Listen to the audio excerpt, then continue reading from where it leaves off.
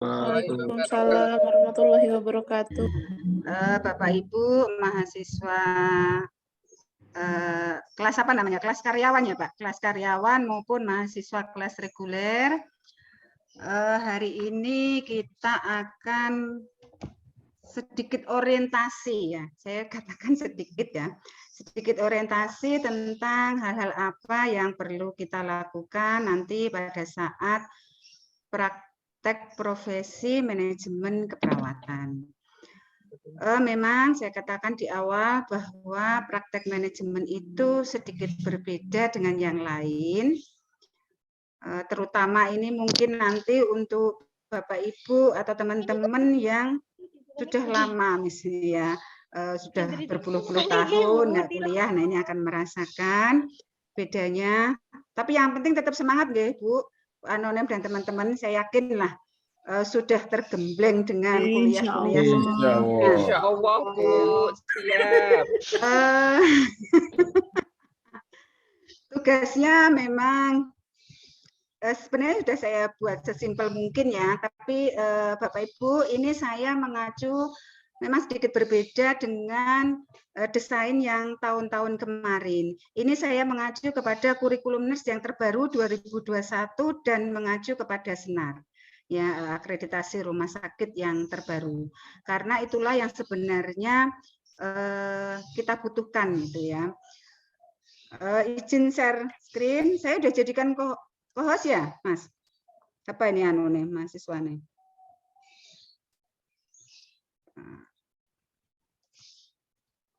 Ya, terlihat nggih? Halo. Ya Bu, sambungan lihat. Ya, tim penyusunnya. Ini Bu, yang ini yang pembimbing dari akademik ya, clinical teacher-nya ini saya, Pak Heru, Pak Eko Purnomo, Bunda Desa, Pak Dr. Arwani, Bu Dina, Pak Sobirun, Pak Sawa, Bu Titin, Pak Suyanta. Nah, jenengan nanti kalau yang sudah lulus kan bisa ikut membimbing membantu kami ya, memperkuat tim di manajemen Pak Suyanta, Bu Yeni Sulistianti, dan Pak Bambang Sarwono. Ini nggak perlu saya kan, visi misi udah paham lah, udah bertahun-tahun. Ya Mbak Noni tapi nggak tahu apa lapor visi misi Poltekkes. Mana kabarnya Mbak Noni? Sukses ya kemarin ya seminar internasionalnya. Nah, ini kita mengacu pada profil lulusan ya, di situ sebagai provider, komunikator, edukator sampai ke change of agent. Nah, dari profil lulusan ini kita turunkan nanti nih praktek profesi manajemen ini sama dengan jiwa, beban studinya 3 SKS karena kita 3 SKS, kemudian 18 hari efektif dinas dan di setiap shift-nya sekitar 7 sampai dengan 8 jam, maka kita hitung kita temukan 3 minggu. Nah, ini deskripsi mata kuliahnya ya, pengorganisasian. Jadi memang manajemen ini bukan kerja individu. Ya, kalau kita masih ingat dulu Mbak Noni belajar apa itu manajemen ya, teorinya memang deskripsi apa namanya definisi dari manajemen adalah sebuah proses dalam mencapai tujuan organisasi dan bekerjanya dengan tangan orang lain. Jadi kalau jenengan nanti praktek manajemen sendiri ya namanya bukan praktek manajemen ya. Nggak ada yang jadi manajernya, nggak ada yang jadi leadernya ya, nggak ada yang anggota tim. Memang praktek manajemen itu ya kerja tim. Disitulah di dalam kerja tim itu nanti fungsi-fungsi manajemen akan bisa diaplikasikan dan gaya kepemimpinan juga bisa diterapkan di situ. Nah, ini monggo dipun pirsani capaian pembelajarannya menggunakan keterampilan interpersonal yang efektif dalam tim, menggunakan teknologi ya. Jadi nanti jangan mengeluh kalau diminta untuk searching jurnal, apalagi yang reguler itu pasti sudah canggih lah, cari artikel yang terindeks Scopus gitu ya, mengaplikasikan fungsi kepemimpinan dalam manajemen, merencanakan kebutuhan sarana dan prasarana, mengorganisir. Nah, ini semua fungsi-fungsi manajemen ya. Mencegah konflik, pengarahan, supervisi, evaluasi kepada anggota timnya ya. Saya katakan tadi, memang ini kerja tim, bukan kerja individu. Menerapkan gaya kepemimpinan, kemudian melaksanakan perubahan sampai dengan menggunakan hasil penelitian. Ya, tadi saat kita menggunakan hasil penelitian ya kita juga menerapkan bagaimana sih menggunakan IT gitu ya. Nah, setelah CP kita ke target kompetensi. Ini adalah kompetensi dan targetnya, karena di dalam manajemen Anda lihat tadi target-target apa namanya CP-nya itu mungkin masih bersifat agak abstrak ya. Kita jabarkan dalam sesuatu yang lebih konkret ya. Jadi nanti selama 3 minggu, minggu pertama sampai dengan minggu ketiga praktek manajemen, semua mahasiswa berkesempatan pernah menjadi karu, katim, dan perawat pelaksana. Nah, saya sedang berpikir nih, karena di dalam satu kelompok ada yang jumlahnya 10 dan ada yang jumlahnya 14, maka kalau 10 saya jadikan 2 tim sepertinya kok kurang pas ya, karena di situ harus ada 1 karu. Katakanlah 10 kurangi 2, 1 menjadi karu, 1 menjadi katim, berarti di situ masih ada 8. 8 kita bagi dalam, karena ini tim ya, kita bagi dalam 3 shift, pagi, sore, malam. Jadi 3, 2, 3. Jangan malam yang disedikitkan ya. Justru malam itu harusnya sama, jamnya lebih panjang ya, 10 jam, dan bisa jadi ada pemeriksaan diagnostis maupun tindakan-tindakan yang sifatnya sito gitu ya. Jadi malam tidak lagi seperti hitungan dulu malam 0, sekian dari dinas sore, bukan ya, itu konsep lama.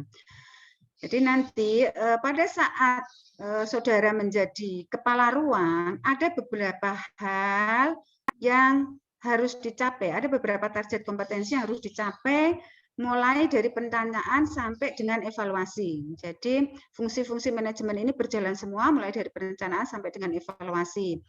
Pada saat di fungsi perencanaan, ya saudara diminta untuk membuat rencana kerja harian sebagai karu, kemudian menghitung. Nah ini nanti ya, kita nanti satu persatu nggak apa-apa deh, agak lama kayaknya memang kalau kita berbicara manajemen ya, sangat luas.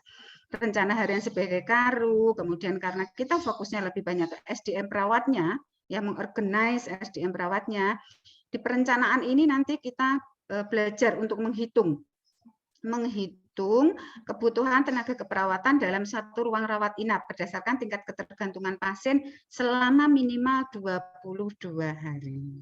Ya, kita nggak bisa kalau cuma sehari 2 hari karena itu sangat tidak representatif menggambarkan rata-rata jumlah pasien berdasarkan tingkat ketergantungannya. Nah, mungkin mahasiswa masih bingung nih, loh kita praktek jadi kepala ruang aja cuma sehari kok Bu. Oke. Ya, bisa jadi Anda cuma sehari, atau mungkin masih ada waktu ya 2 hari ya, beberapa mahasiswa 2 hari menjadi karu. Nanti yang Anda hitung real itu adalah hari ke-22 di saat Anda praktek. Hari pertama sampai ke-21 bisa menggunakan data sekunder, minta data dari ruangan. Ya, kemarin jumlah pasiennya berapa, kemudian Anda rinci mana yang tingkat ketergantungannya self care, partial care maupun total care ya. Kemudian nanti membuat bagan struktur, ada semua ini di lampiran, daftar teamwork, kemudian daftar dinas perawat, ya, kemudian laporan-laporan supervisi. Ya.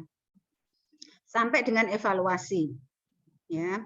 Kemudian bisa jadi ini hanya sehari ya. Tapi semua mahasiswa membuat ini karena berkesempatan menjadi karu. Kemudian yang harus dibuat, yang kedua adalah sebagai katim. Nah, katim ini pun bisa jadi hanya sehari gitu ya. Apalagi kalau misalnya 14 nanti kita bikin 2 tim ya sama ya, tetap aja sehari, maksimalnya 2 hari. Ini sudah saya tuliskan secara rinci hal-hal apa yang perlu dicapai ya sesuai dengan daftar capaian kompetensi. Kemudian, nah selanjutnya dari 18 hari yang sudah terkurangi sekitar 2-3 hari, kalau menjadi katimnya 2 hari berarti 3 hari ya. Kalaupun katakan kita 2 berarti masih ada 16 hari. Ya, 16 hari saudara menjadi perawat pelaksana. Nah, ini kalau perawat pelaksana ini memang ya agak simpel ya, karena kita tidak mempunyai kewajiban secara manajerial, kita hanya fungsional saja. Itu untuk tugas individu, ya. Ada tugas kelompok yang nanti dilaksanakan juga di minggu pertama sampai dengan minggu ketiga. Nah, di minggu pertama, ya. Tugas kelompok ini, nah inilah yang membedakan dengan praktek-praktek tahun sebelumnya. Kalau praktek-praktek tahun sebelumnya, tugas kajian ruang rawat itu memang panjang ya. Jadi kita melakukan pengkajian dari semua tool-tool manajemen, main money, method, margin, market, minute ya, semua kita kaji. Untuk saat ini cukup kita fokuskan pada EPNP ya. Jadi nanti kajian itu sebagai apa ya, untuk mendapatkan data dulu ya, mengkaji bagaimana manajemen ruang rawat atau manrura di tempat saudara praktek. Kemudian dari situ nanti kita cari mana, apakah ada sebuah masalah. Kalau misalnya ada beberapa masalah, ambil satu saja sebagai masalah prioritas. Bu, nggak ada masalah, Bu. Oke, kalau tidak ada masalah, adakah yang perlu dikembangkan? Ya, adakah yang perlu dikembangkan atau dicegah untuk menjadi sebuah masalah? Cukup satu saja, nggak usah terlalu banyak, ya. Sehingga Anda nanti nggak bingung menerapkannya. Kemudian di minggu kedua dan ketiga, dari masalah itu, ya, kita mencari literatur terkait. Nah, literatur terkait ini silakan textbook dan minimal 5 jurnal terkait. Ya, minimal jurnal terkait yang kira-kira jurnal itu bisa dijadikan sebagai acuan untuk menyelesaikan masalah, dan sekiranya jurnal itu applicable di tempat saudara praktek ya. Nanti jurnalnya mengatakan harus menggunakan alat ini dan lain sebagainya, yang kira-kira nggak aplikatif di ruangan ya jangan ya, jangan. Jadi nanti boleh saudara mencarinya di Scopus, sangat boleh.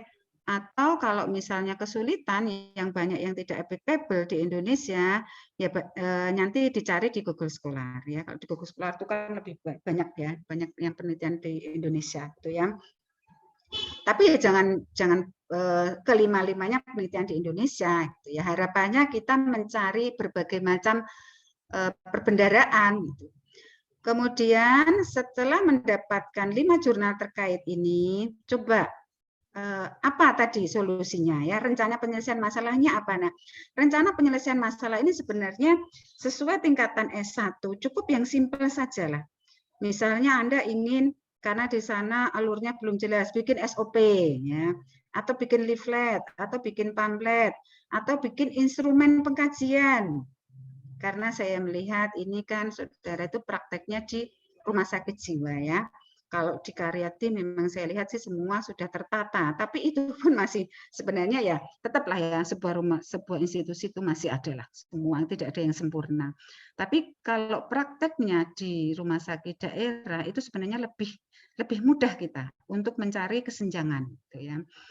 Itu apa namanya, sisi positifnya bagi praktikan ya. Dalam membuat laporan EPNP ini, sistematikanya sudah saya tulis di lampiran, jadi tidak perlu seperti tahun kemarin ya, memang kita terlalu panjang tahun kemarin dan kita sudah evaluasi di seminar manajemen keperawatan sudah tidak disarankan lagi. Kalau dulu kita sampai menggunakan analisa SWOT, IFAS, EVAS, ya, nanti FISBO-nya bagaimana. Ini cukup kita mencari EBNP-nya, kemudian terapkan dulu. Ya, penyelesaian masalah tadi, luarannya akan Anda ambil, itu terapkan dulu, dicoba, diaplikasikan di ruangan tempat saudara praktek, kemudian bahas apa kendalanya. Ya, bagaimana solusinya sehingga nanti bisa menarik kesimpulan dan rekomendasi. Nah, rekomendasi ini kan tadi luarannya berupa SOP ya. Jadi rekomendasinya ya ada produknya gitu, maksud saya gitu, ada hasilnya. Nah, luaran kita di praktek manajemen ini kita mencoba karena kita dituntut untuk ada sebuah luaran ya, apalagi ini prodiners ya. Kita nanti mencoba untuk luaran yang sudah saudara buat ini nanti bisa dihakikan, ya, bisa dihakikan. Kemudian itu minggu 1 ketiga, di minggu ketiga, di tengah minggu ketiga atau di akhir minggu ketiga, laporan kelompok yang sudah saudara buat ini, laporan EBNP-nya ini, kemudian diseminarkan. Ya, diseminarkan, nanti tolong mungkin ada beberapa mahasiswa yang dulu, oh enggak ya, ini kalau di 4 kemarin enggak gitu ya. Kalau laporan, sebentar ini mumpung saya ingat, pada saat saudara itu membuat laporan EBNP, tolong ya klarifikasi dulu. Sebentar nggih, saya izin dulu nggih. Polisi lah gitu. Sebentar ada yang telepon. Nggih, Bu. Ngapunten, saya lagi ini apa namanya pembekalan. Nggih. Nggih nanti nggih. Nggih, nggih. Nggih, nggih. Saya pembekalan dulu. Nggih, nggih, nggih. Nggih, suwun. Nggih. Ini saya pembekalan dulu nggih, nih. Saya pembekalan dulu nggih. Nggih, nggih, nggih, suwun nggih. Mohon maaf ya. Kemudian tadi ya sampai mana? Di minggu ketiga ya, akhir minggu ketiga kita presentasi. Nah, tetapi sebelum presentasi tolong ya, tolong ada sebuah cross check dengan pihak ruangan. Ada sebuah diseminasi pertama dengan pihak ruangan. Nanti di cross check. Bapak Ibu yang ada di ruangan itu lebih paham sebenarnya masalah apa sebenarnya. Anda cross check. Benar nggak Bu temuan saya seperti ini ya. Jadi jangan tiba-tiba nanti dimunculkan pada saat di presentasi tanpa diketahui oleh pihak ruangan ya.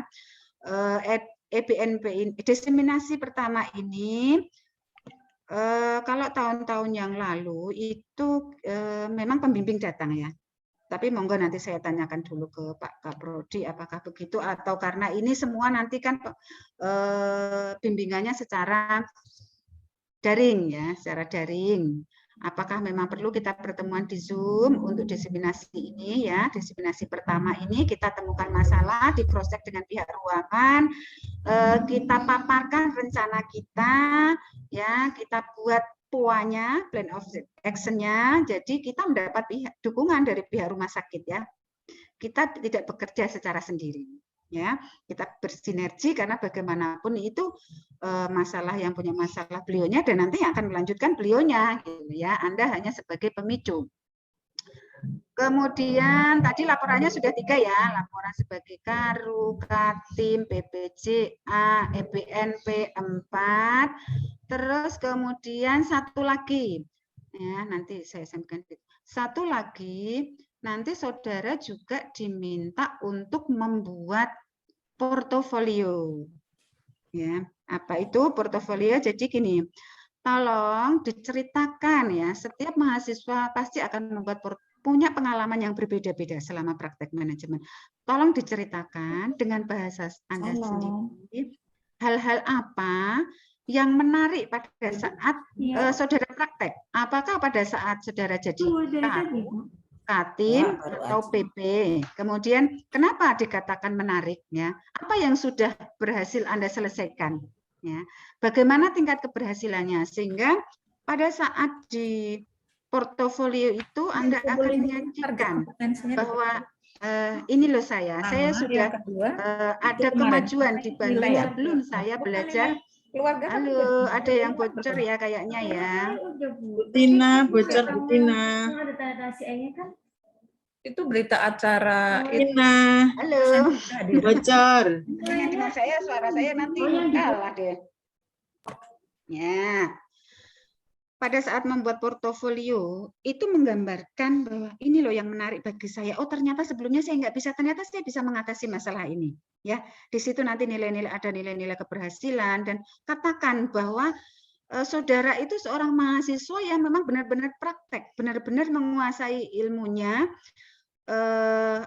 benar-benar berusaha untuk praktek itu ya sesuai dengan aturan yang ada dan menemukan sesuatu yang sebelumnya tidak pernah dilakukan, ya, melakukan sesuatu yang sebenarnya tidak pernah dilakukan. Nah, ini saya harapkan karena portofolio ini nanti presentasi penilaiannya paling tinggi ya 30%, karena untuk membuat portofolio tidak mudah ya. Dan membuat portofolio artinya ya saudara memang sudah membuat laporan tadi ya sebagai Karu, Katim dan PP, dipilih salah satu ya dari semua kejadian itu ambil salah satu. Ya, jadi tolong diperhatikan pada saat membuat portofolio yaitu 30% sendiri. Oke, tadi saya sudah jelaskan luaran mata kuliahnya ini harapannya minimal 78 sebenarnya terlalu sedikit deh kalau untuk sebuah praktek ya. Ya harapannya di atas 80 lah karena kita sudah kerja maksimal kalau yang memang mengikuti proses dari awal ya. Kemudian minimal 10% KIN peminatan manajemen ternyata nggak ada ya. Setelah saya lihat dari Mbak Weni itu ternyata peminat yang ngambil manajemen nggak ada ya, yang ngambil ya ini berarti nanti saya delete deh yang minimal 10% itu ya.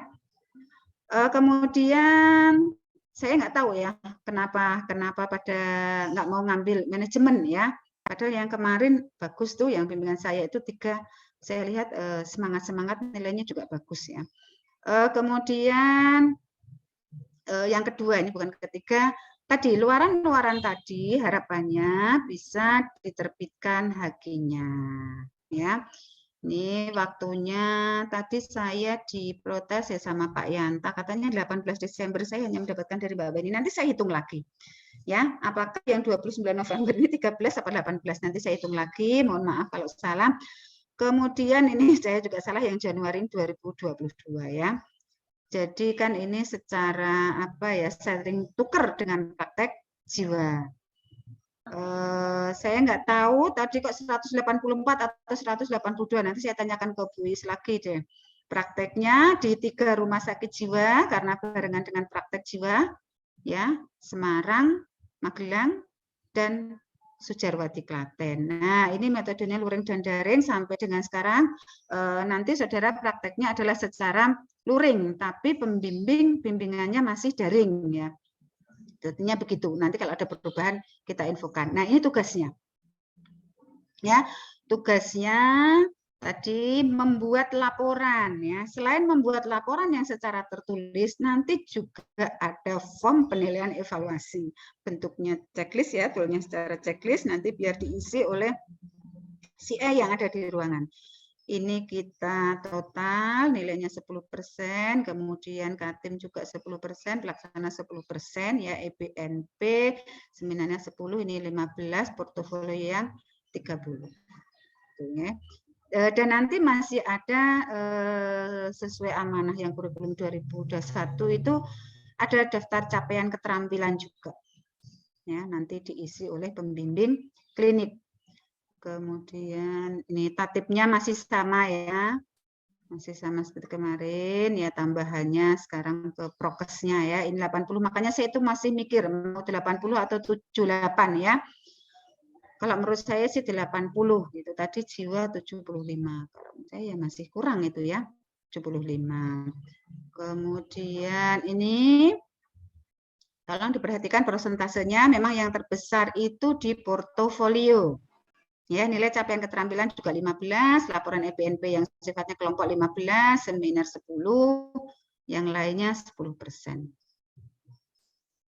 Penutup. Nah, ini referensinya, kemudian lampirannya. Nanti saya berikan ya. Nanti saya berikan PDF-nya. Saya edit dulu yang tadi salah-salah ketik. Kemudian ini form rencana kegiatan harian Karu. Pada saat menjadi Karu ya ditulis namanya siapa, tanggal berapa, kan hanya sehari, nama Katim, BPJA-nya 1 siapa. Kalau di situ ada 2 tim, pada saat saudara menjadi Karu ya ditulis nama Katim 1 dan Katim 2 serta nama perawat pelaksana di setiap tim itu. Tapi kalau timnya hanya 1 ya ditulis saja 1. Itu tugasnya Karu ya. Kemudian ini rencana harian sebagai Katim. Kalau Katim hanya nama yang bersangkutan dan nama perawat pelaksananya. Ya. Kalau ini rencana kegiatan harian sebagai PP, ini semua nanti diisikan pada saat membuat laporan sebagai Karu, Katim maupun PP. Kemudian ini contoh daftar pasien. Ya, daftar pasien nanti yang membuat Katim atau PPJA ya. Oh ya, ini ya mungkin ada yang masih bingung dari tadi Katim PPJA. Bapak Ibu dan mahasiswa semua, saya ingatkan kembali bahwa model asuhan keperawatan ya, model pemberian asuhan keperawatan itu ada berbagai macam. Dari mulai yang dulu zaman jadul dulu itu masih fungsional ya, fungsional yang tugasnya nyuntik ya nyuntik saja gitu ya. Sampai dengan kasus primer, tim moduler. Nah, kelompok manajemen selama ini mengamati bahwa sebagian besar rumah sakit tempat wahana praktik mahasiswa itu bentuknya tim atau moduler. Ya. Kalau moduler itu modifikasi antara tim dan primer gitu. Primer karena belum mampu, mungkin jumlah perawatnya yang minimal nurse atau bahkan spesialis itu masih kurang, belum proporsional antara jumlah perawat primer dan pasiennya, maka dia diturunkan grade-nya sedikit ya. Modifikasi antara tim dan primer. Nah, modifikasi tim antara primer itu di Karyadi sudah ya moduler. Tapi sepertinya kalau di daerah masih tim, tapi kalau di rumah sakit Tugu itu sudah moduler. Nah, kalau tim berarti ketuanya namanya Katim. Kalau moduler kita menggunakan istilah PPJE, hanya istilah aja ya. Perawat penanggung jawab pasien. Jadi ada dokter penanggung jawab pasien, ada perawat penanggung jawab pasien. Ini hanya sebuah contoh daftar pasien ya. Nanti diisi sendiri. Ini pedoman pre-post conference, kemudian ini pedoman pendelegasian, pedoman handover karena nanti saudara pada saat menjadi Katim harus bisa memimpin ya.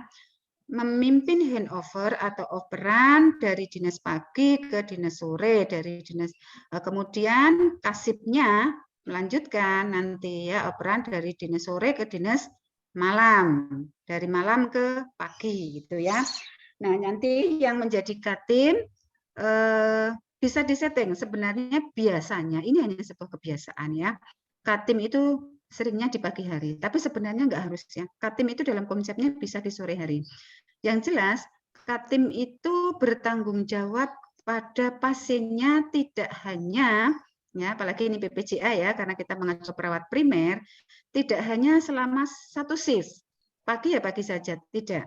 Tetapi selama 3 shift, nah melalui kasif dan anggota shiftnya atau perawat pelaksana. Jadi nanti makanya kalau sebenarnya kalau saya dikasih satu kelompok 20 itu saya lebih senang ya. Jadi nanti di situ bisa terlihat 2 tim, satu timnya 10, kemudian dari 10 itu nanti pada saat dinas itu tidak ada yang di satu shift itu hanya sendirian. Kalau sendirian ya nggak ada yang namanya kasif ya. Itu ya konsepnya memang begitu. Tapi ya nggak apa-apa kita siasatin ya. Kalau 10 ya oke, 14 ya oke, kita bikin 2. Ya. Kemudian yang perlu diperhatikan, tolong nanti handover-nya menggunakan format SBAR atau SWAP juga boleh ya. Mengacu apa yang ada di ruangan. Sebenarnya sama saja ya, monggo silahkan nanti yang masih lupa apa itu SBAR ya dan SWAP. Kemudian pedoman iklim motivasi ini, kemudian nah ini saya juga sesuai dengan target capaian keterampilan, saya tuliskan juga SOP rujukan pasien, termasuk juga rujukan balik. Nanti tolong dibaca-baca SOP penerimaan rujukan balik, kemudian SOP transfer pasien, ya. Bedanya apa ya, Mbak Fauzi ya? Rujukan dan transfer ya. Halo Mbak Fauzi. Nah ini kalau dipanggil kok pada diam semua. Halo Fauzi, ini Mas apa Mbak ya? Wahyu Triaji, mana Wahyu? Yuk. Masih dengar suaranya Bintri nggak yuk? Halo. Halo. Ini masih ada mahasiswanya enggak ya? Jangan-jangan saya bicara sendiri nih. Iya, Bu. Nah, Bu, ada Bu. ada ya. Masih, Bu Apa Indri, bedanya? masih. Nanti saya takutnya bicara sendiri, Bu Titi. Boten. Apa bedanya rujukan dengan transfer?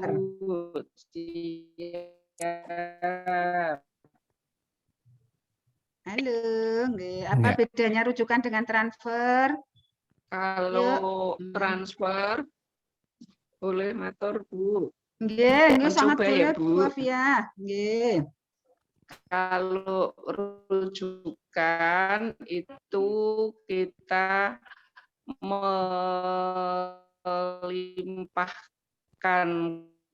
mengalihkan kewenangan yang bisa secara horizontal maupun vertikal, atau rujukan balik dari vertikal dari atas ke bawah, atau itu masih dalam satu rumah sakit atau satu institusi.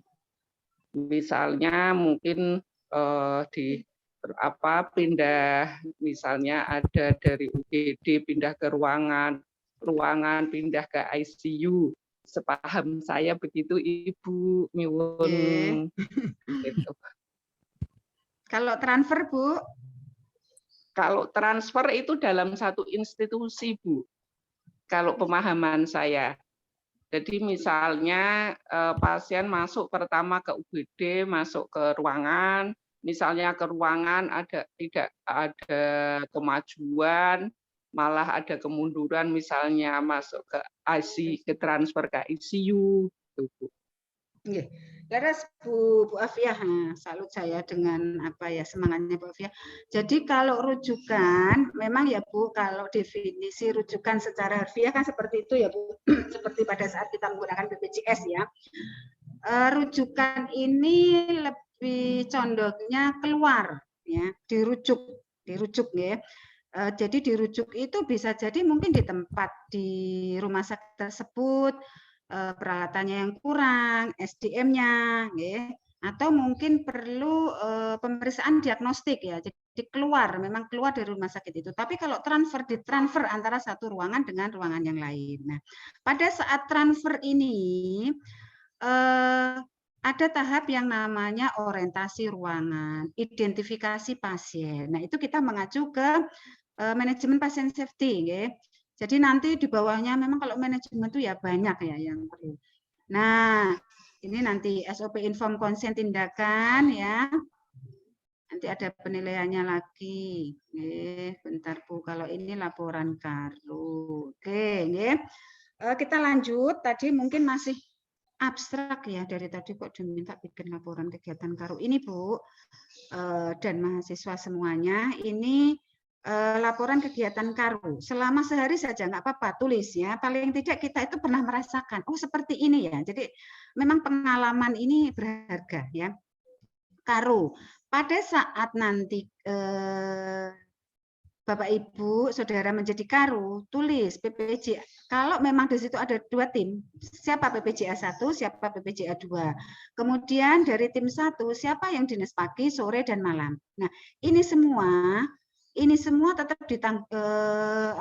bertanggung jawab terhadap BPJA. Jadi memang BPJA itu mempertanggungjawabkan pasien dari pulang sampai dengan dari masuk sampai dengan pulang gitu. Nah, inilah sebenarnya yang perlu kita pelajari pada saat praktek manajemen. Ada yang namanya continuity pelayanan. Jadi orang kok wis bar, yang penting aku melakukan askep bar ya bar, bukan itu. Kalau belajar tentang asuhan keperawatan, saya yakin Bapak Ibu sudah belajar di stase-stase yang lain. Gitu ya, di stase KMB, dadar, kritis, itu saya yakin sudah ya, anak maternitas. Tetapi pada saat di manajemen, bagaimana sih memanage seorang pasien itu secara berkesinambungan, kontinuitas, ya, berkelanjutan. Bagaimana cara mengoperkannya, ya. Makanya saya juga bingung kalau sendirian, kok konsepnya piye ya. Kemudian tuliskan daftar tim keperawatan ya. Ini bisa dimodifikasi, Bu, kotaknya nggak harus begini, boleh. Yang jelas item-item ini harus ada. Jadi saya tegaskan bahwa praktek manajemen itu terkait format dan lain sebagainya itu boleh kita modifikasi. Yang penting prinsip-prinsip harus ada. Seperti instrumen-instrumen pengkajian boleh kita membuat instrumen. Justru itu ya. Justru disitulah kita belajar kreativitas pada saat di stase manajemen. Kemudian ini tadi ya, begini Bapak Ibu ya, setiap rumah sakit itu punya pedoman sendiri-sendiri untuk menghitung kebutuhan tenaga di ruangannya. Tetapi pada dasarnya rujukan awalnya karena Kementerian Kesehatan juga merujuk ke situ. Itu adalah perhitungan menurut Gillis maupun Douglas gitu ya. Meskipun setiap rumah sakit kemudian dikembangkan ada yang namanya ABK, analisa beban kinerja. Itu sebenarnya rujukannya juga merujuk ke Douglas maupun Gillis. Nah, kita belajar yang simpel dulu. Saya kalau melihat di Karyati itu ABK yang menghitung ya, menyuntik itu berapa menit dan lain sebagainya ya, daripada kita belajar yang paling dasar dulu. Ini minimal 22 hari dihitung mulai dari 20 hari sebelumnya atau 21 hari sebelumnya. Kalau hanya sekali 1 hari saja ya berperan sebagai karu. Hari pertama jumlah pasien yang self care berapa, yang partial care berapa, yang total care berapa. Dari mana saya tahu? Ini di sini sudah saya tuliskan. Waktu kita di 4 juga sudah belajar ini. Perawatan minimal atau self care itu seperti apa, tahu ciri-cirinya? Di sini ada. Yang partial care seperti apa? Di sini juga ada. Yang total care juga ada. Ya. Kita tulis, misalnya di hari pertama jumlah pasien itu 10. Dari 10 itu 2 yang self care, yang partial care itu 6, yang total care 2. Terus di sini ditulis yang real adalah hari terakhir. Kemudian saudara rata-rata ya. Disum semua, kemudian dibagi 22. Sum semua bagi 22, sum semua dibagi 22, ketahuan rata-rata jumlah pasien secara keseluruhan berapa dengan rincian sel parsial maupun total care berapa. Ya, dari sini dulu ya. Nah, terus bagaimana Bu cara menghitungnya? Ini sebenarnya di perkuliahan ya, tapi oke lah, nggak apa-apa lah. Saya ulang sedikit karena ya saya menyadari mungkin tidak semua juga D4-nya itu berasal dari Poltekkes ya. Sambil kita refreshing, jadi prinsip perhitungan kita menggunakan Gillis dulu ya. Jadi yang pasti sederhana Gillis, prinsip perhitungan jumlah jam perawatan menurut Gillis, bahwa menurut Gillis waktu untuk merawat pasien itu ada 3. Jadi ada perawatan langsung, perawatan tidak langsung, dan pendidikan kesehatan. Ya. Jadi banyak ya Bu yang kita pelajari ya Bu. Makanya tadi ada mahasiswa reguler yang katanya masih penerbangan di Kalimantan, saya katakan wajib ikut pembekalan ya. Nggak bisa diwakilkan. Karena ini ada yang tugas individu dan ada tugas kelompok gitu ya. Jadi perawatan langsung, nah ini kita tidak hanya hafalan, tapi kita paham kenapa ketemunya 2 jam gitu ya. Misalnya self care, itu dibutuhkan waktu setengah dari 4 jam. Kenapa setengah dari 4 jam? Ini sudah diteliti oleh Minetti Hutchinson ya, bahwa satuannya adalah 4 jam. Nah, self care itu setengahnya dari 2, berarti 2 jam. Partial care itu 3/4-nya, jadi 3 jam. Total care itu antara 1 dan 1,5. dia rentang. Lah Bu, nanti saya menggunakannya gimana? Monggo ya. Bisa digunakan yang rentang terendah 1, bisa digunakan rentang yang tertinggi 1,5, atau bikin dua-duanya dibandingkan. Kira-kira yang tidak terlalu senjang dengan keadaan rumah sakit itu seperti apa? Ya, kalau dulu saya praktek saya buat dua-duanya. Karena kalau misalnya kebutuhannya ternyata 40, di ruangan ada 12, kan saya malu ya bilang 40. Maka saya pakai yang 1, kok yang terlalu ngoyo-woro gitu ya, rumah sakit nggak sanggup gitu. Kemudian intensive care segini, intensive care kan di ruang ICU ya, udah kita yang sel parsial dan total saja karena kita tidak di ruang ICU. Ini dari per pasien, ya. Kemudian ditambah dari setiap pasien waktu perawatan tidak langsungnya itu 1 jam atau 60 menit, ditambah lagi per pasien untuk pendidikan kesehatan itu 15 menit atau 0,5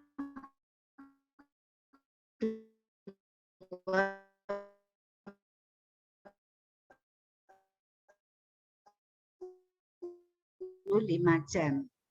Turun sesuai kondisi, tetapi efektif kerja tiap perawat dalam setahun itu kan 365 hari ya, itu sekitar 237 hari, karena liburnya sekitar 128, 52 minggu, hari Minggu, 52, kan 52 minggu ya, 365 hari itu 52 hari Minggu, 52 hari Sabtu, kemudian kita cutinya 12, sekitar itu. Bu, sekarang kan kok nggak boleh cuti lah, iya, tetapi kan naik turunnya segini gitu ya. Kalau itu situasional ya. Kemudian di dalam sehari itu kan nggak ada yang kerja 24 jam ya, rata-rata jam efektifnya ada 8 jam. Nah, maka dari ketentuan itu kita hitung, tentukan dulu jam perawatan per tahun. Nah, caranya bagaimana? 365 hari yang diperlukan di sebuah ruangan dalam setahun. Jadi menghitung tenaga itu bukan per bulan ya, per tahun. 365 hari kali jumlah jam perawatan per hari berdasarkan tingkat ketergantungan dalam satu ruang. Ya, kita kasih kode A dulu. Jumlah jam perawatannya bagaimana, Bu? Tadi loh, yang total self care berapa? 2. Oke, 2 kita kalikan 2 plus 1 plus 1/4. 2 plus 1 plus 1/4, jadi 3/4. 3/4 kita kalikan 2, berarti 6,5. Ya, itu baru self care. Kemudian tambah lagi di partial care. Berapa? Kalau misalnya dia 6, berarti partial care 6, kan setiap pasiennya itu 3 tambah 1 tambah 1/4, 4/4, 4/4 kita kalikan 6, berapa? 4 kali 6, 24, 1/4 kalikan 6, berarti 1,5 kan gitu ya, 24 tambah 1,5 berarti 25,5. Begitu caranya ya, dan berapa yang total care. Ya. Setelah itu kan jumlah jam perawatan yang dibutuhkan di dalam satu ruang. Nah, bagaimana seorang perawat menyediakan diri untuk bekerja berapa lama? Nah, ini kita hitung. 365 dikurangi 237. Ini sebenarnya dalam kurung ya. Kemarin saya kasih kurung kok ya hilang. 365 dikurangi 237 kali 8 jam. Nah, setelah ketemu nanti A kita bagi B. Misalnya ketemunya 12, kemudian kita pluskan tambah minimal 20% sebagai cadangan. Ya kalau 12 berarti 20%-nya kan 2,4 ya, menungso aja 2,4 lah, kita bulatkan menjadi 3. Nah, itu sangat minim sebenarnya ya. Nah, kenapa tadi saya katakan tadi kalau total care itu satuannya 1 sampai 1,5 kali 4 itu kita lihat standing over-nya. Ya, lihat standing over per ruangan. Standing over itu apa sih? Perawat itu kan harus stand berdiri terus, over macam-macam ya yang dikerjakan ya. Standing over-nya kayak Karyati itu ya banyak ya. Kalau sekarang mungkinlah sedikit, saya nggak tahu ya, apa lebih sedikit, apa lebih banyak daripada pada saat saya bertahun-tahun jadi praktikan di Karyati, itu dorong brancard aja bisa berpuluh-puluh kali ya. Tapi kalau sekarang kan tidak mungkin ya. Tapi mungkin standing over untuk yang lain lebih besar lagi gitu ya. Itu kita perhatikan itu.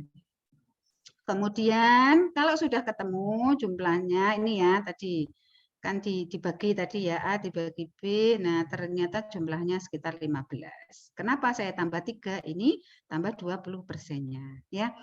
Tetapi saudara boleh menggunakan misalnya, Bu, saya maunya 12, monggo. Saya diajari oleh perawat ruangannya dengan menggunakan ABK, monggo. Ya, silahkan. Yang jelas kita menentukan jumlah tenaga kurang atau tidak itu ada hitungannya, gitu ya. Dan hitungan itu sudah dilegalkan, gitu ya. Ya, jadi setiap rumah sakit mempunyai acuan tersendiri, ya. Setiap rumah sakit mempunyai acuan tersendiri.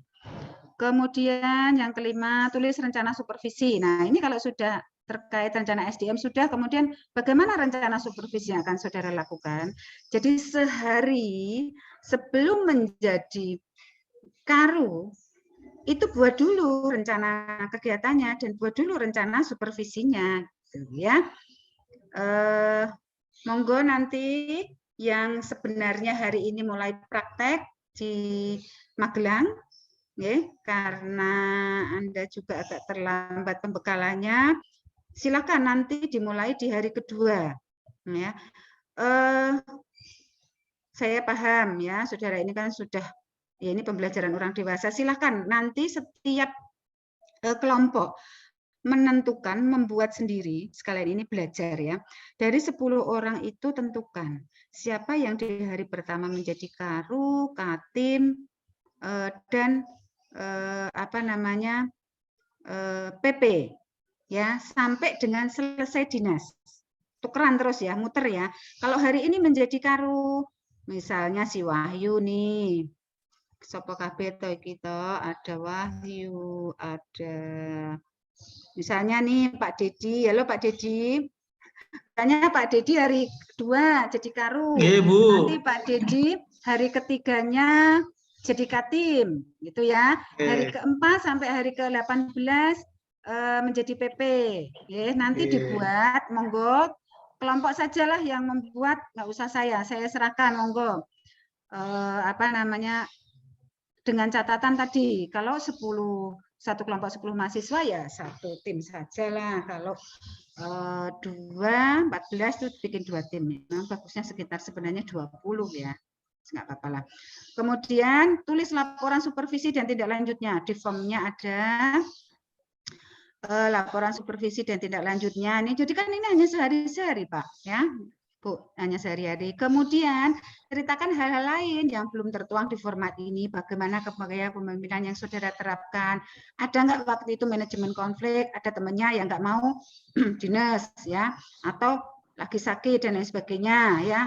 Ada yang berbeda pandangan di dalam tim, ya. Tulis di sini. Pendelegasian tugasnya bagaimana? Adakah yang perlu didelegasikan? Pengarahan dan dukungan kepada perawat, manajemen pasien safety, manajemen risiko, menciptakan suasana kondusif. Tulis ya. Jadi saya yakin permahasiswa akan beda-beda. Kalau benar-benar mempraktekkan apa yang harus dipraktekkan. Nah, peristiwa-peristiwa yang menarik dari laporan kegiatan sebagai karu ini, kalau misalnya ada yang menarik menurut saudara, dapat saudara gunakan sebagai laporan portofolio, ya. Begitu juga dengan Katim PPJA, nanti ditulis ya. Nih, kalau tadi daftar tim, kalau di sini daftar pasien. Kemudian kalau menjadi Katim, kita lihat kesinambungan asuhan keperawatan, ya. Ceritakan bagaimana handover di hari pertama dari dinas malam ke pagi. Nah, ini kan saya nggak selamanya di sini, Bu, ya. Misalnya saudara dinas malam, dinas jadi Katim, dinasnya pagi, kan hanya bisa bercerita ya, operannya dinas malam ke pagi dan pagi ke sore. Nah, minta laporan dari anggota timnya untuk dinas sore ke malam, ya. Nggak harus saudara yang melakukan, gitu. Kan di situ ada kasif. Kalau nggak ada Katim kan ada kasif, ya. Nah, disitulah kita belajar apa ya namanya kerja di dalam sebuah tim, ya. Bukan individual. Kemudian lampirkan secara singkat saja. Semoga nanti tadi kita sudah persamaan persepsi dengan pihak ruangan. Semoga nanti satu tim itu hanya diberikan pasien yang sedikit saja sesuai dengan jumlah mahasiswa, sekitar 3-4 lah, itu sudah cukup ya. 4 itu sudah terlalu besar kalau yang praktek cuma 2 atau 1 di dalam satu shift ya. Nih nanti identitasnya apa dan lain sebagainya, bagaimana resume saja, bagaimana proses penerimaan pasien baru, bagaimana orientasi ruangan. Tidak dilakukan orientasi ruangan karena pada saat saya praktek gitu ya, katakan saja pada saat saya praktek pasien sudah dirawat di hari ketiga, artinya saudara tidak mengorientasikan ruangan gitu ya. Tetapi kalau hari pertama, bagaimana proses orientasi ruangan? Atau kalau mau cerita, boleh ya, dulu yang mengorientasikan siapa? Diorientasikan belum, benar nggak ya? Itu. Tapi kalau itu berarti data sekunder karena tidak melihat sendiri ya. Tidak menjadi partisipan. Terus bagaimana discharge planning-nya, bagaimana tingkat ketergantungan pasiennya tadi, apakah sel parsial atau total, bagaimana prinsip pasien safety, ya ini saya gunakan komponen-komponen yang ada di SNAR biar mahasiswa tidak ketinggalan ya. Ya memang inilah yang sekarang ya, beda dengan yang tahun-tahun sebelumnya, belum kita masukkan SNAR. Ini sekarang sudah saya masukkan SNAR. Jadi prinsip pasien safety di ruangan menurut IPSG ya, International Patient Safety Goal, ini ada 6 sasaran, sampai bagaimana pengelolaan high alert medication, ya pencegahan infeksinya, ceritakan secara singkat bagaimana saudara itu mengidentifikasi risiko jatuh dan risiko dekubitus. Nah, kenapa sih semua ini harus ada? Karena yang saya tulis di sini itu ya memang MPS ya ini, dan indikator klinis mutu pelayanan keperawatan ya ini, bukan yang lain ya Bu ya. Jadi kalau selama ini praktek manajemen, ngitung bor, loss, TOI, itu sebenarnya indikator mutu rumah sakit secara keseluruhan, kerjanya bareng-bareng, kerjanya dokter, kerjanya perawat, kerjanya fisioterapis. Tapi kalau indikator klinis mutu pelayanan keperawatan itu indikator keberhasilan asuhan keperawatan ya. Jadi yang berperan hanya perawat. Maka saya tekankan hanya yang indikator klinis mutu pelayanan keperawatan. Di situ ada pengkajian nyeri dan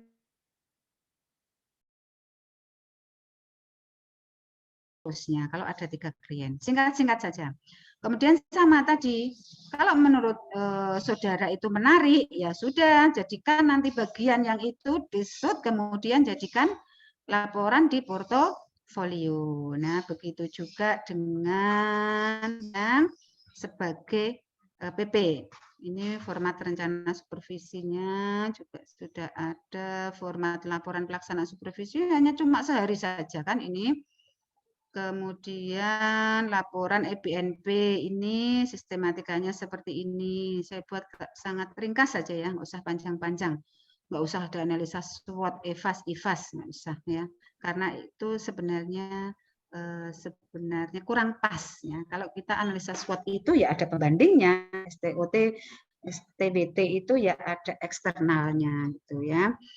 Kemudian ini saya berusaha mempedomani Manrura ya, Manrura manajemen ruang rawat. Jadi yang simpel-simpel saja. Bagaimana standing ordernya tadi? Apakah perawat itu disibukkan dengan kegiatan-kegiatan non keperawatan? Ya, tadi kemudian, nah yang terakhir laporan yang perlu dibuat itu tadi panduan portofolio. Nih silakan menulis ya, menulis menurut pengalaman dan kata hati. Kenapa kata hati ya? Bagian mana yang menariknya? Mereview, menganalisis, mengklarifikasi tujuan ini ya. Dan ada dokumentasinya gitu. Silakan nanti didokumentasikan sebagai lampiran.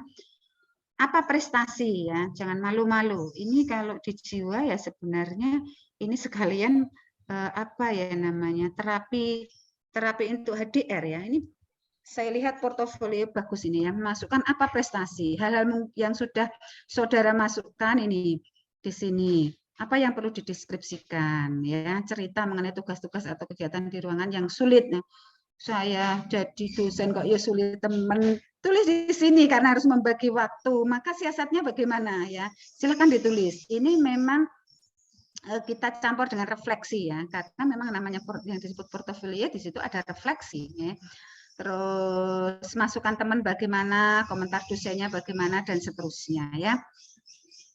Memang idealnya Bapak Ibu ya, yang namanya praktek manajemen kalau saya belajar dari yang di Fakultas Keperawatan UNER itu ya dosen pembimbing itu selalu supervisi ya.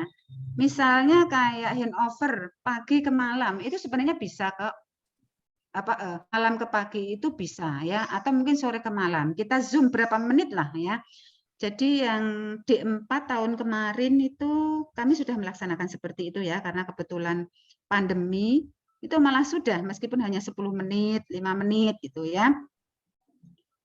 Jadi kontinuitas supervisi memang. Nah, ini masukkan bukti perkembangan, bukti keteladanan, bukti adanya pilihan, bukti keberhasilan, pembelajaran sosial ya. Nah, ini bahwa katakan bahwa saya itu mahasiswa yang berhasil. Nah, buktinya mana gitu ya. Buktinya mana? Ini bukan lebay ya kata mahasiswa kelas reguler lebay, bukan. Ini memang kita mendeskripsikan ya. Mendeskripsikan apa yang telah kita lakukan ya. Bukan sombong, bukan ya. Kita belajar untuk menuliskan semuanya di sini. Potret aja hal kecil yang memang itu terkenang ya di benak saudara itu terkenang. Tuliskan di sini ya. Kemudian, nah ini kalau ini lampiran-lampiran, mohon nanti minta dari si E, ya checklist ini biarlah si E yang menilai karena yang tahu betul. Nanti kalau seminar sih kita berdua, tapi kalau kompetensi-kompetensi ini ya si E yang lebih banyak melihat ya. Saya buat simple saja, dilakukan tidak dilakukan sehingga nanti si E-nya nggak pusing untuk menilai. Ini kemudian, nah ini saya juga buat simple. Ini amanahnya dari kurikulum 2021 ya, harus ada ini dan format-format di atasnya sudah ada. Ya, kemampuan pre-request conference, inform consent, rujukan balik, transfer klien, timbang terima, ronde keperawatan. Makaten Bapak Ibu, ini daftar hadir prakteknya. Nanti mohon diisi. Nah, ini saya juga kalau saya salah mohon klarifikasi. Ini daftar konversi nilai yang tahun kemarin saya nggak tahu untuk nurse ini apakah nilai A, nanti Pak Jenderal mungkin yang lebih perso, apakah nilai A sudah dimulai dari 80 atau masih 86. Nah, kalau nanti saya salah saya siap ganti ini karena saya menggunakan konversi yang tahun kemarin. 80 Bu Indri. Sekarang udah mulai nggih. Ya alhamdulillah lah. Berarti saya berani ya menetapkan nanti ya minimal nilainya 80 lah. Biar A semua. Tapi ya memang kerjanya agak ya butuh effort ya. Amin. Amin. Nah, Pak Cipto. Halo Pak Cipto Blora. Bu Indri, hujan terus ini. Apakah si Tiling sudah mendarat di Blora? Monggo aku Blora. Nggih Pak, melu senang aku Pak. Ini bandara Ngloram jadi rame. Hujan terus kok sini Bu. Hujan terus, nggih ya. Kadang sinyalnya jadi jelek ya. Suaranya sampai enggak dengar. Oh gitu. Waduh, tewas aku neng kene bersemangat menjelaskan. Nggih nanti sampai tanya yang dengar. telinganya ini loh. Ya alhamdulillah. Oh gitu. Nggih, monggo Bapak Ibu mahasiswa reguler, adakah yang perlu ditanyakan atau didiskusikan ya? Jangan ini dulu ya, jangan ada bayangan, waduh kok akeh temen tugasnya gitu ya. Sebenarnya kalau dikerjakan sedikit kok ini, karuan kan hanya sehari-sehari. Ya, kita ketujuh tadi. Monggo.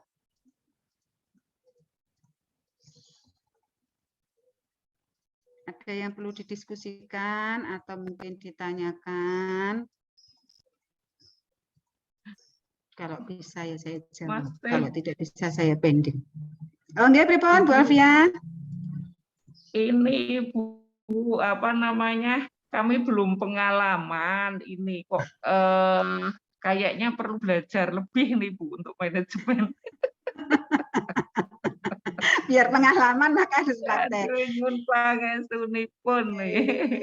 Nggih Bu Afia, selalu pada saat mau praktek profesi stasiun manajemen saya selalu berpikir begini Bu.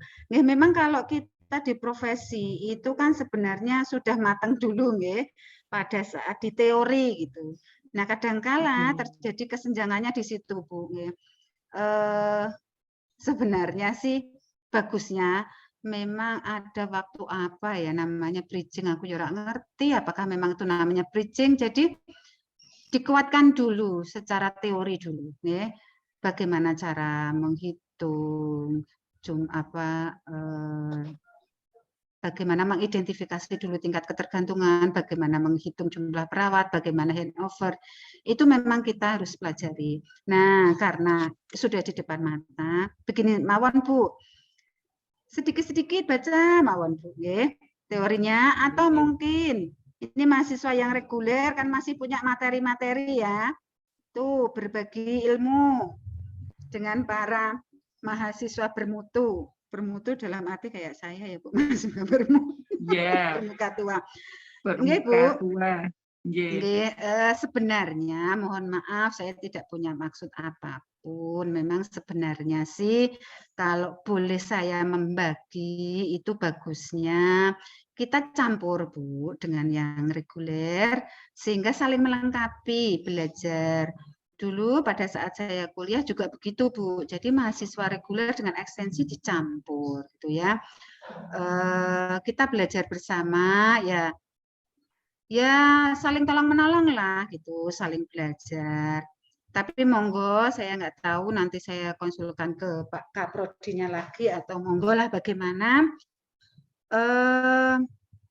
Nanti anu nggih Bu, baca-baca nggih Bu, baca-baca apa ya kalau saking baca-baca teorinya dikit-dikit Bu, teorinya Bu Indri udah lupa semua. Makanya saya itu Bu selalu pada saat pembekalan manajemen itu akhirnya seakan-akan seperti mengajar. Nggak apa-apa Bu, selagi bisa. Jadi memang mungkin waktu sehari 2 hari aja itu belum cukup ya.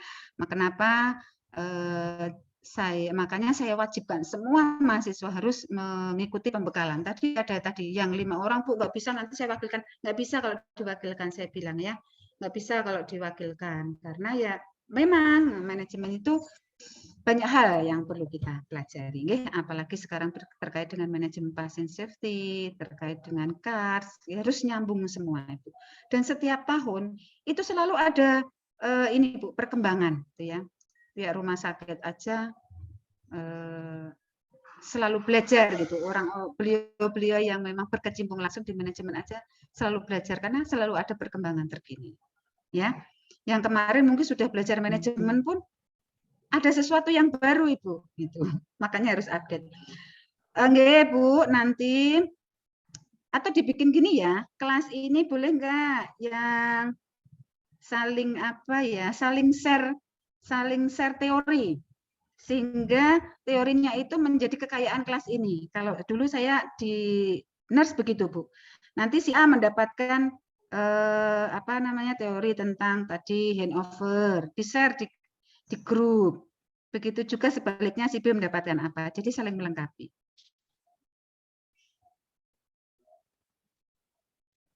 Bu, nuwun sewu, tadi itu ada indikator mutu pelayanan keperawatan nih Bu. Saya kok ketinggalan kok Bu yang tertulis orientasi ruangan nopo malih Bu. Gini Bu, di bukunya Pak Nur Salam ada Bu indikator klinis mutu pelayanan keperawatan, dulu pada saat saya ngajar yang D4 itu juga ada. Jadi indikator klinis mutu pelayanan keperawatan itu terkait kinerjanya perawat, khusus perawat. Jadi bagaimana pengkajian risiko jatuh, pengkajian dekubitus, pengkajian nyeri, kemudian pengetahuan pasien dan keluarganya, kemudian kecemasan. Ya. Jadi kalau ada di sebuah ruangan ada satu pasien yang mengalami dekubitus, itu merupakan nilai merah bagi sebuah pelayanan keperawatan. Ya, kecuali nanti pada saat akreditasi bisa membuktikan bahwa memang pada saat dirujuk pasiennya sudah dekubitus dan ini justru sudah mengalami perbaikan. Ya, seperti di Karyadi itu sebenarnya nggak banyak pasien dekubitus, tapi karena rujukan dari daerah itu sudah dekubitus, ya akhirnya ada beberapa pasien yang dekubitus gitu ya Bu ya. Nah itulah yang dinilai Bu. Jadi itu merupakan indikator klinis kinerjanya perawat. Bermutu atau tidak, itu dilihat dari situ. Tetapi kalau dulu kita belajar ada TOI, BORLOS, itu kinerja bersama. Bukan indikator klinis dari khusus mutu pelayanan keperawatan. Nantilah saya fotokan, kalau misalnya ada yang mau fotokopi bukunya Prof. Nur Salam, juga boleh, Bu Iis, mungkin saya punya Bu di ruangan, kebetulan saya tinggal. Kemudian SOP nanti bisa di-share. Yang mudah-mudah kan esbar, banyaklah kalau esbar. Kita dulu kan pernah ya Bu Is ya, klik ketemu esbar. Ya kita belajar bareng-bareng. Ya, bagaimana esbar, bagaimana SWOT.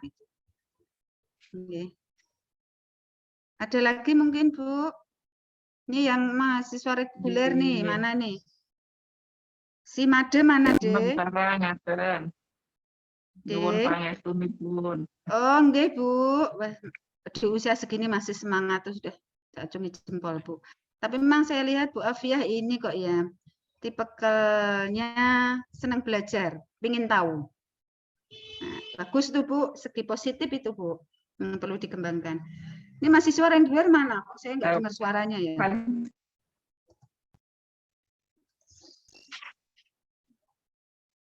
Niki sing reguler ki. Ganteng-ganteng ayu-ayu mana? Made, Wahyu. Nah, ini ada Made nih.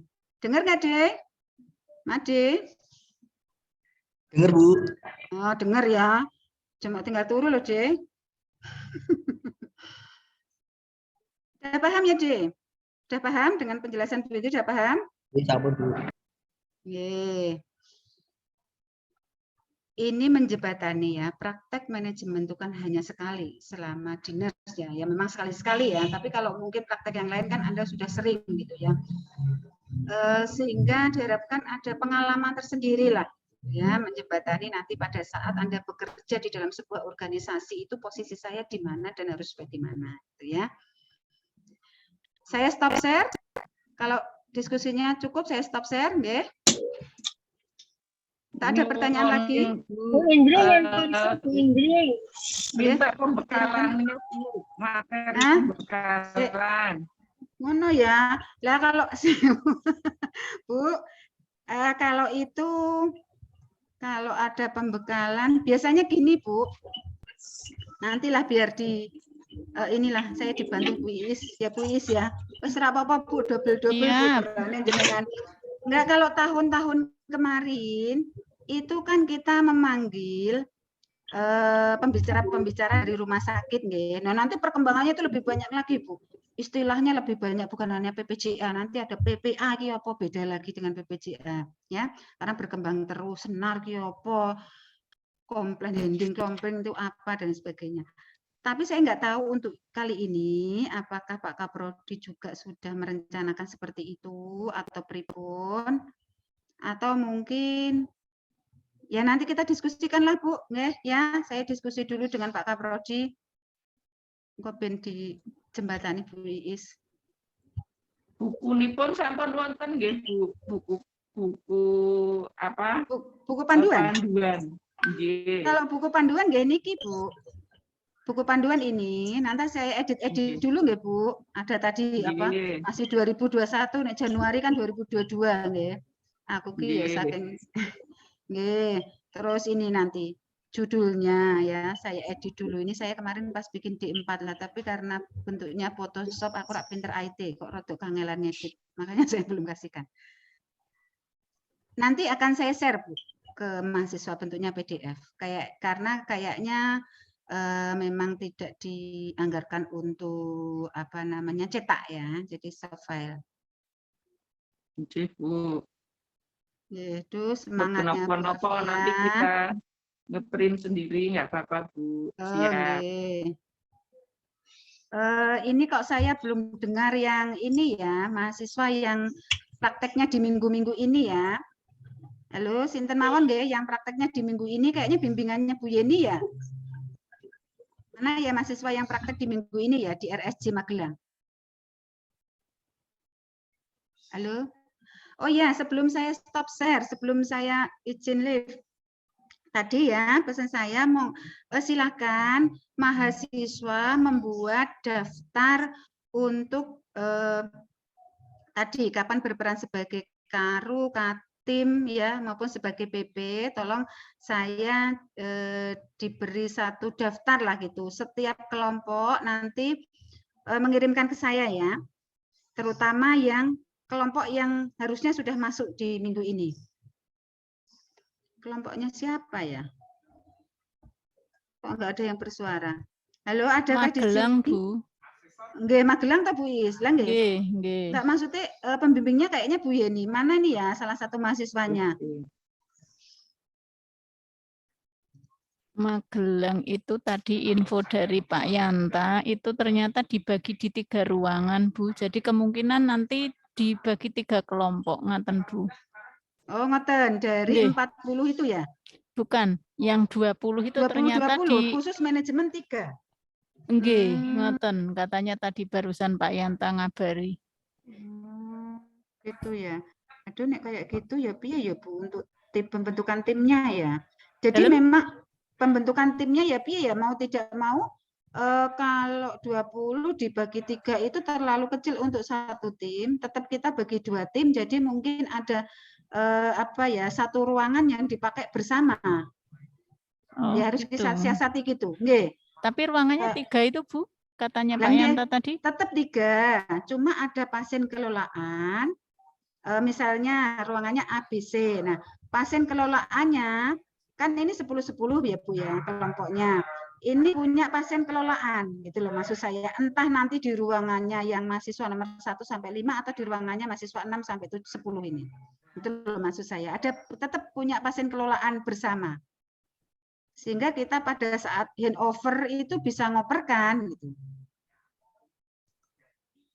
Ya, itu alternatif terakhir ya, meskipun sebenarnya ya piye ya. itulah kendalanya. Iya, karena nggih kendala di ruangan ternyata ya, Bu, ya? tidak sesuai dengan yang diminta dari kampus nggih. Artinya sana membagi lagi sendiri menjadi 3 ruang. Ya itulah ya karena kita nggak punya rumah sakit sendiri ya. Kalau saya melihat di UNED, di Undip, tapi Undip ya bisa loh. Padahal sekarang sih sudah punya ya. Jadi memang kalau dipeseni segini ya segini. Saya melihat benar. Mantap, saya pengennya meniru. Kenyataannya beda nggih. Nggih ya karena situasi nggih. Tapi bisa kita siasatin seperti tadi nggih. Jadi ada pasien kelolaan bersama. Kalau misalnya tetap dibagi 3 gitu dengan monggo tetap dibagi 3. Cuma kelompoknya untuk kelompok tugasnya hanya ada 2. Nah, 2 kelompok itu masing-masing mempunyai pasien kelolaan gitu. Meskipun tempatnya berbeda. Misal si Lucia Widyastuti ini meskipun dia praktek di ruang A, sekali-sekali nengoklah pasien kelolaan bersamanya itu di ruang B. Itu kita siasatin begitu, Bu. Ya udah mensiasati keadaan lah, tetapi maksud saya prinsip-prinsip pembelajaran tetap jalan, fokus praktek manajemen tetap bisa. Ya, memang selalu kendalanya seperti itu. Apakah diizinkan dari kepala ruangnya, Ibu? Nah, itu perlu dikomunikasikan, Pak, karena kita sebenarnya kan nggak ikut merawat, tetapi ya perlulah melihat perkembangan pasien, ya. Berapa misalnya dalam setiap shift adalah kita nengok pasien berapa menit lah itu, ya. Tapi ya jangan terus-terusan, misalnya per jam ke situ.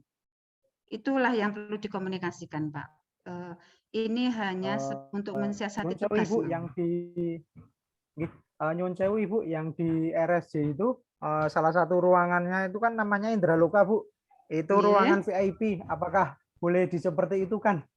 Kok sepertinya sebentar Pak. Bisa, ini ada praktek yang di ruang VIP juga. Indraloka itu ruang kelas VIP kelas 1 Nggih, dan enggak. Maksud geriatri saya kan itu. saya nggak tahu ruangannya Pak. Apakah mahasiswa juga praktek di situ? Kalau dari pembagiannya inje Bu, ada di ruang Pringgondani 1 Indraloka sama Pringgondani 2. Pringgondani 1 itu untuk bedah dan saraf, untuk Pringgondani 2 itu untuk penyakit dalam, Bu. Dan sedangkan untuk Indraloka itu kelas 1 dan VIP dan geriatri di atas 70 tahun. Gitu, ada VIP-nya ya. Gini Pak, makanya disiasatin yang pasien bersamanya kalau kayak gitu ya jangan yang di ruang VIP gitu. Ya, jangan yang di ruang VIP gitu. Kalau saya malah baru tahu ya, biasanya mahasiswa nggak pernah tuh prakteknya di ruang VIP ya. Wong namanya kita orientasi pegawai saja biasanya kalau sudah orientasi selesai baru bisa ke VIP gitu ya. Tapi ya saya nggak tahu kalau itu. Itulah ya Pak kebijakan rumah sakit karena kita nggak punya rumah sakit sendiri. Karena di rumah sakit di RSC rawat inap umumnya masih memiliki itu Ibu. 3 ruang itu. Dan yang 1 ruang dialih fungsikan untuk COVID. Oh gitu, nggih Pak. Nah tadi disiasati gitu nggih Pak. Pasien kelolaannya jangan yang di ruang VIP Pak, untuk meminimalkan konflik nggih. Ya wis belajar juga dengan keadaan, belajar secara teori gitulah, pinter-pinter mensiasati. Nggih, makaten Bapak Ibu mahasiswa tersayang, mahasiswa tersayang. Indri, itu ada di chat, ada pertanyaan di chat, ada pertanyaan di chat. dari Mas Nggih. Apakah ada daftar hadir? Nah, harusnya ada ya. Harusnya ada. Coba dihati ada enggak ya? Harusnya ada. Harusnya ada ya, karena ini wajib mahasiswa. Terus sebentar, saya izin bertanya Bu, jika indikator seperti dekubitus dan lain-lain biasanya di ruang penyakit dalam, namun di rumah sakit jiwa, jikalau indikator tersebut tidak ada bagaimana Bu? Gini ya. Sebentar. Tadi pasien Indraloka dan lain sebagainya, itu kita prakteknya rumah sakit jiwa Magelang itu kan sekarang tidak hanya merawat pasien jiwa, gitu, tetapi juga merawat pasien umum, gitu Pak. Halo, yang RSC Magelang, gitu Pak. Nah, kita nanti kan prakteknya di situ kan, bukan di yang rawat jiwa kan? Ini kebetulan yang manajemen di bangsal non jiwa Ibu. Nah terjawab nggih, berarti nggih pertanyaan siapa? Mas Jami Karman ini, ya kita prakteknya nggak di situ Mas Jami Karman. RSC Amino juga gitu, udah lama.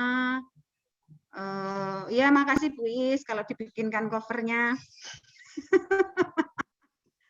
Kerja sama tim. Ya, tuh harusnya ada daftar hadir.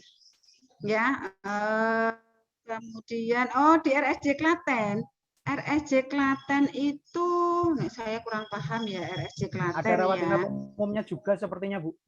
Ada RSC ya. Klaten juga ada rawat inap. Ada unit stroke-nya juga. Nggih, ada ruang stroke lah, apalagi ruang stroke ya, indikator klinis itu dekubitus. Dan gini ya sebenarnya, indikator klinis mutu itu tidak hanya untuk pasien-pasien fisik, Mas. Gitu loh. Indikator klinis itu nggak hanya pasien fisik, jadi dia biopsikososiokultural spiritual, makanya di situ ada kecemasan, ada pengetahuan, ada dekubitus. Ya salah juga kalau pasien RSC sampai dekubitus gitu ya. Itu sebuah angka merah ya, sebuah angka merah. Jadi indikator klinis itu enggak hanya ke fisik ya. Ada lagi? Termasuk mungkin vitamin suicide itu juga. Pripun Bu, saya kurang dengar nggak? Jadi misalnya indikator klinis yang terkena dengan penyakit jiwa itu termasuk melukai diri itu juga masuk nggak? Indikator klinis selama ini Bu, indikator klinis itu sifatnya umum seperti tadi Bu, itu ya. Ada kecemasan pasien, pengetahuan keluarga dan pasiennya. Nah, justru kalau di jiwa ini pengetahuan keluarga dan pasien itu sangat ditekankan, maka ada psikoedukasi, ya. Kemudian dekubitus, orang sakit jiwa kan tidak salah tahu Bu kalau sakit fisiknya juga. Makanya kenapa rumah sakit jiwa itu mendirikan rumah sakit yang terkait dengan pengobatan fisik juga gitu ya. Itu pola pikirnya RSJ begitu ya. Memang banyak juga pasien RSJ itu ya sebenarnya sakit fisiknya juga. Jadi nggak perlu jauh-jauh merujuk ya. Masih sama Bu, indikator klinis mutu pelayanan perawatan memang begitu. Ya. Halo, sampun. Sampun jelas Ibu. Nggih. Tak kira semoga semua hadir ya, tapi sepertinya masih banyak yang nggak hadir. Kalau saya, mohon maaf kalau saya ngomongkan, kalau saya sih jadi mahasiswa, nek pembekalan ini kira hadir menurutku ya sayang ya, gitu. Jangan hanya berpatokan pada presensi, itu sayang lah kalau tidak hadir ya, kalau kita merasa butuh ya. Oke, Bu Alfiah aja semangatnya masih membara kok ya Bu Alfiah ya, mosok sing reguler kalah semangat. Nggih Bu, wis bismillah, kok ndak ada tekan nek waktune Pak Yanta wis sudah kok Bu. Gitu saja Bu. Semoga dijalani, nggih. Dengan senang hati. Nggih. Amin. Nanti saya pas wisuda tak lihatin dulu Bu Alfiah. Ya, itu nggak Bu, gitu teman-teman mahasiswa, Bapak Ibu sekalian, kalau memang tidak ada pertanyaan, saya akhiri sampai di sini. Assalamualaikum warahmatullahi wabarakatuh. Pak, daftarnya tadi. Daftar nggih, saya nyuwun perkelompok nyuwun daftarnya nggih, yang BPJA dan Dinas Pagi nggih. Jadi biarlah pembagian ruangan tetap 3, tapi untuk kelompok tetap 2. Untuk tugas tetap 2 nggih. Kita siasati seperti itu. Nggih, saya izin live dulu. Mohon maaf kalau masih ada kekurangan di sana sini. Sami-sami Bu Titi semangat.